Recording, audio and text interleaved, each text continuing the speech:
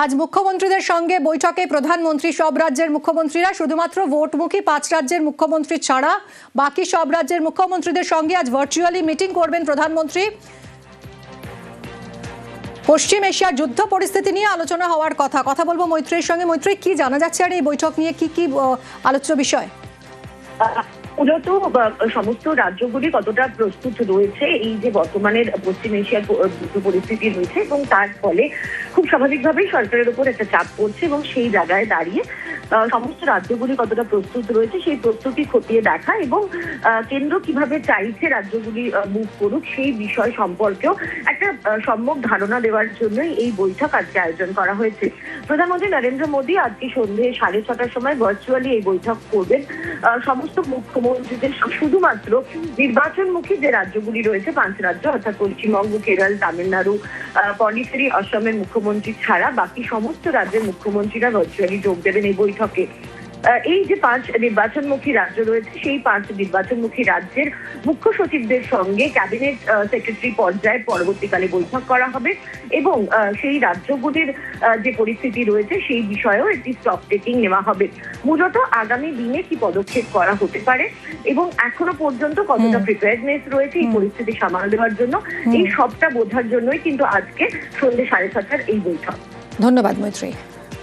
যুদ্ধের আঁচে জ্বালানির জ্বালায় জেরবার দেশ। গত সোমবার লোকসভায় বক্তব্য রাখতে গিয়ে করোনা কালের সঙ্গে বর্তমান পরিস্থিতির তুলনা করে ইঙ্গিতপূর্ণ মন্তব্য করেছিলেন প্রধানমন্ত্রী নরেন্দ্র মোদী। इस युद्ध के कारण दुनिया में जो कठिन हालात बने हैं उनका प्रभाव लंबे समय तक बने रहने की आशंका है। हमें तैयार रहना होगा, हमें एकजुट रहना होगा। हम कोरोना के समय भी एकजुटता से ऐसी चुनौतियों का सामना कर चुके हैं। अब हमें फिर से उसी तरह तैयार रहने की आवश्यकता है।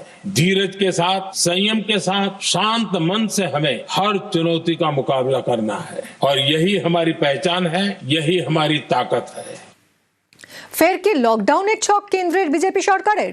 জ্বালানির দাম বৃদ্ধি নিয়ে তোপ মমতা বন্দ্যোপাধ্যায়ের। নোটবন্দি, ভোটবন্দি করে নাম কেটে শুধুই হেনস্থা। যে কোনো পরিস্থিতির বিরুদ্ধে লড়াইয়ে প্রস্তুত বাংলা। বিজেপিকে হুঁশিয়ারি মমতার। এই মোদিজি প্রধানমন্ত্রী হবার আগে যিনি ছিলেন তখন গ্যাসের দাম ছিল 400 টাকা, এখন সিঙ্গেলটার দাম হয়েছে 1100 টাকা, আর ডবলটার দাম হয়েছে 2100 টাকা। মানুষ গ্যাস খাবে না খাবার খাবে? পেট্রোলের দাম বাড়িয়েছে, আবার অ্যালার্ট করেছে। ওদের অ্যালার্ট করার মানে তো আমি বুঝি, লকডাউন টকডাউন করবে কিনা ভাবছে কিনা জানি না। করলে করবেন, লকডাউন করে মানুষকে ঘরবন্দি করে রাখবেন, মানুষকে নোটবন্দি করবেন, মানুষকে ভোটবন্দি করবেন, মানুষের নাম কেটে দেবেন।